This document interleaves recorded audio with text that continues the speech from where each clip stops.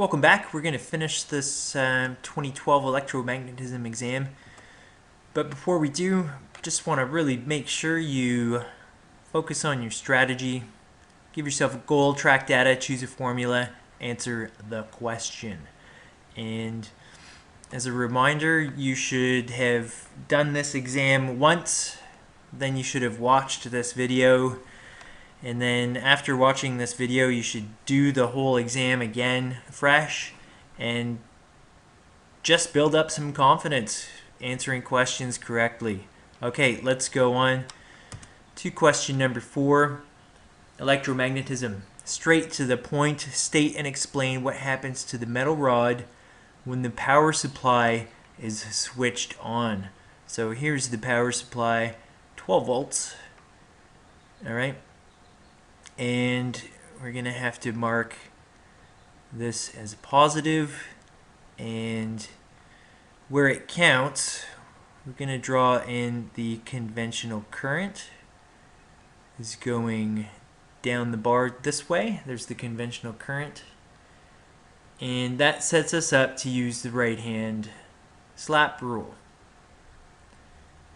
Alright, so let's go ahead and state and explain what happens to the metal rod. So using the right hand slap rule, I'm going to point my fingers into the page to represent the magnetic field. I'm going to point my thumb downwards to go in line with the conventional current direction. That makes my palm point in this direction. So we can actually go ahead and call that a force Lorentz, and we can go ahead and answer this question. When the power supply is turned on, current going through the rod creates a magnetic field around the rod.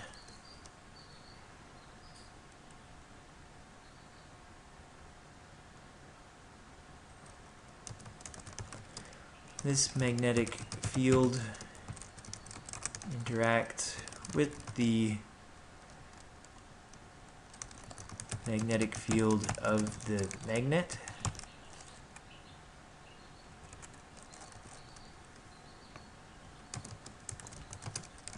The result, according to the right hand slap rule, is that a force will be applied onto the bar to the right.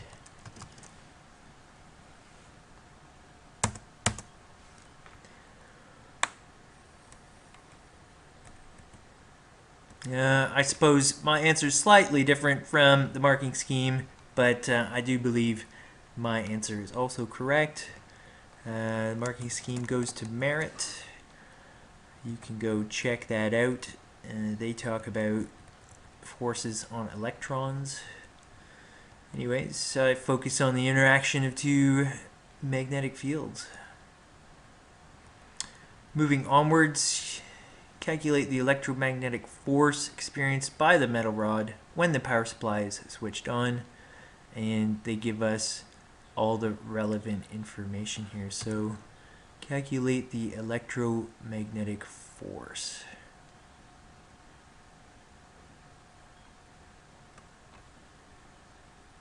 Well, I do know from the formula sheet that there's an equation that's going to work out well for us.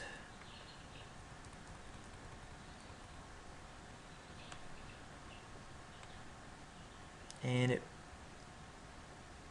most likely going to be this one right here.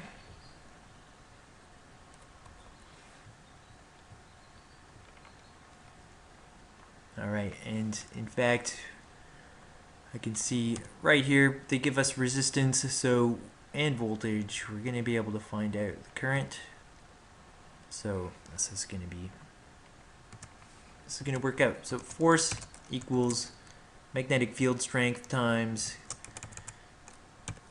current times the length of the wire in the magnetic field. So let's go ahead and answer the question. They want the electromagnetic force. This is what it's equal to. I know the field strength is 0.85 Teslas times 10⁻³ Teslas, I should say. I know the length of the wire, or in this case the rod, is right here, 18.5. So this is a bit of a trick. They're expecting you to say, oh, the length of the rod is 25, but it's really the distance between the parallel metal rails, and this distance here that you actually have current going through. So these N bits are not included simply because you don't have current running through them. So that's a bit of a trick. You got to choose the right length here.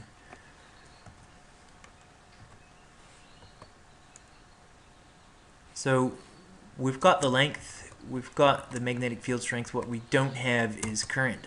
Let's find the current. We don't know what that is. Well, I do know voltage equals IR. So current equals voltage over resistance, and voltage is given, resistance is also given.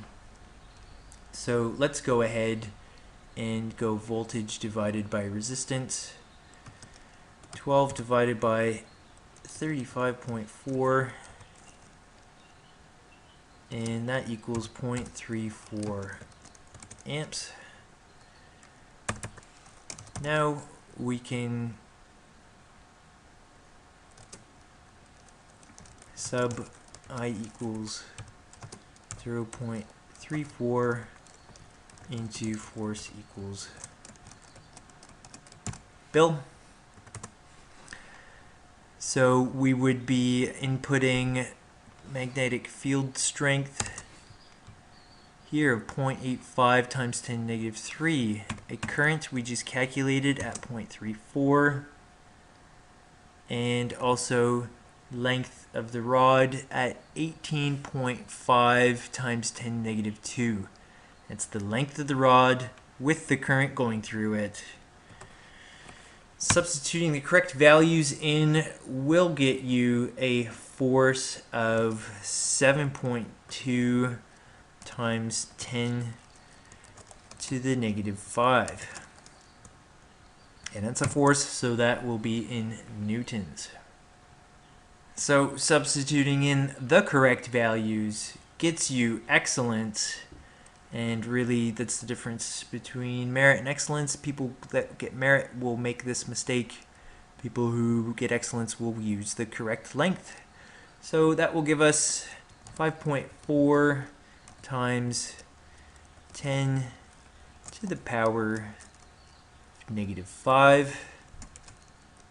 newtons.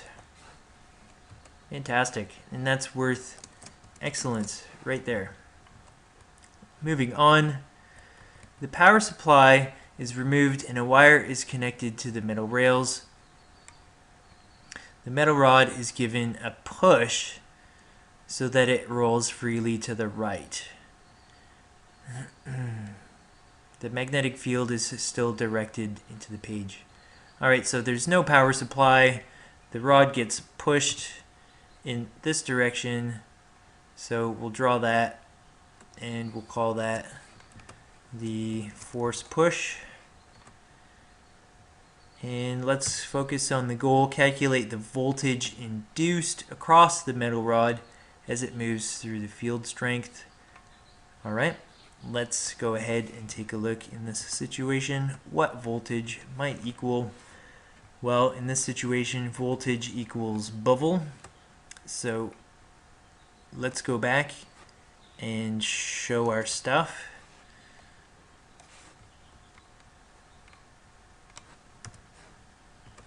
voltage equals bovel.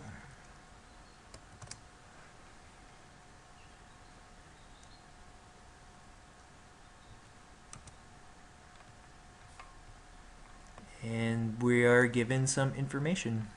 Again, it's nice. Now, I knew very much to choose voltage equals bovel, especially because the speed of the metal rod is given. So if you're ever struggling knowing which formula to choose,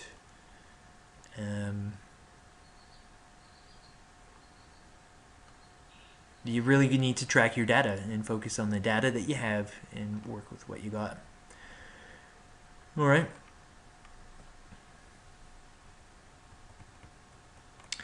So this is a pretty standard calculation here, and we can substitute all the values in to calculate voltage. It's 5.3 times 10 to the negative 4 volts, and that's worth achieve. Let's move on. Describe what happens to the movement of the rod as it continues to move through the magnetic field. Alright, so that's a bit of a tougher question to get your head around.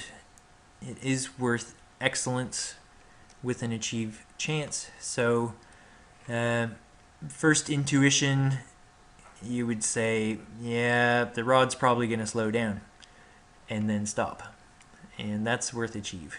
So rod slows down and stops. That's worth achieve. So to explain why brings you into merit and excellence. The way I think about this is in 2 steps. Right hand slap rule number 1, and I'll do right hand slap rule number 2. So I'm going to apply the first right hand slap rule to the situation I have where I've physically pushed the rod across, and what you have to realize is that there's electrons inside the rod, and because they've been moved across the field physically, this can be thought of a current. Okay, the electrons moving. They're moving to the right.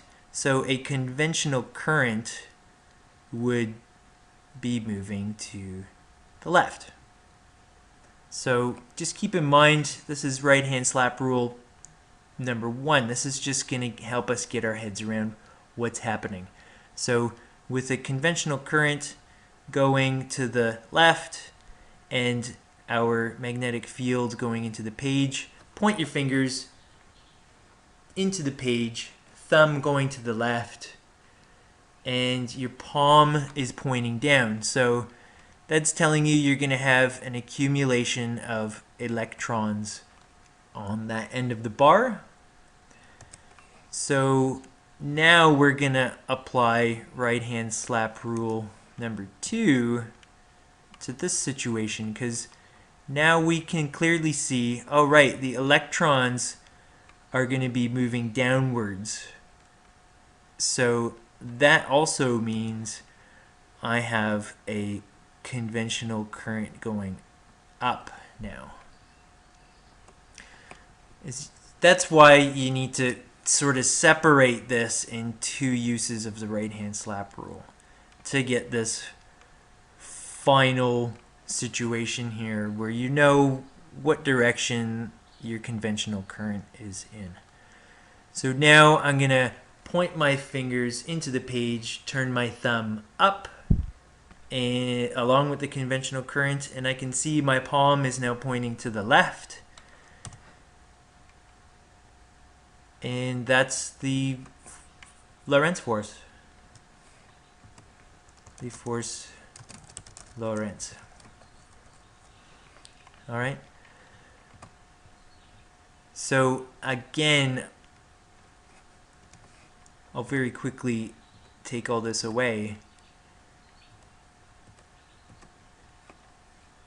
Just to recap how I did this, I first think, right, electrons in the rod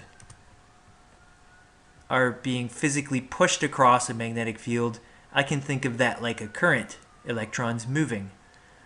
So the conventional current would be in the other direction. I will apply the right-hand slap rule the first time to determine, I see these electrons will pile up overwhelmingly on this side. Then I'm realizing, aha, if electrons are going this way, the conventional current is going that way. And then that way. Where it counts though here, it's pointing up. We'll apply the right-hand slap rule a second time to get that final answer that the Lorentz force is pushing us backwards. All right.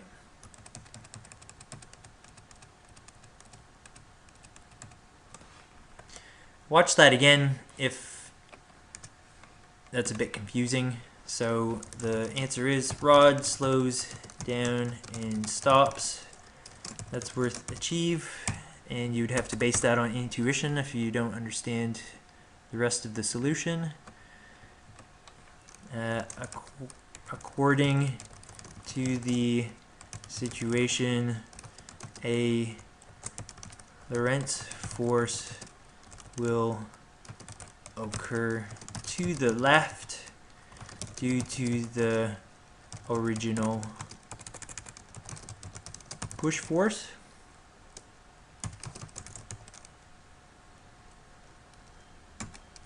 This counters the original direction of velocity and will cause deceleration since it's the only force. The Lorentz force requires motion and current and will disappear once the rod stops. That's why the rod stops. There will be no more forces acting on it. That's worth excellence. Again, I'm deviating slightly from the marking scheme, but I reckon this is just as good of an answer. I'm very much encouraging people to go and take a look at the link at the marking scheme and get your head around how these papers are marked, and it will very much help you score higher. Thanks for watching.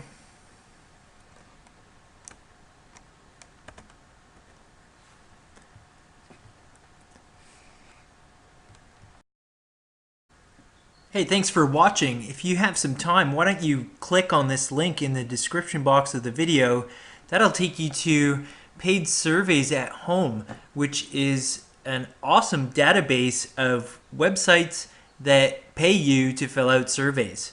I've checked this out myself. The database is totally legit. This site itself provides the database and also the know-how for maximizing your profits and maximizing your time to profit the most with the system of staying at home, working whenever you like, and basically filling out surveys to make some extra cash. So if you want to make some extra money at home, check out this link at the bottom of the video in the description box.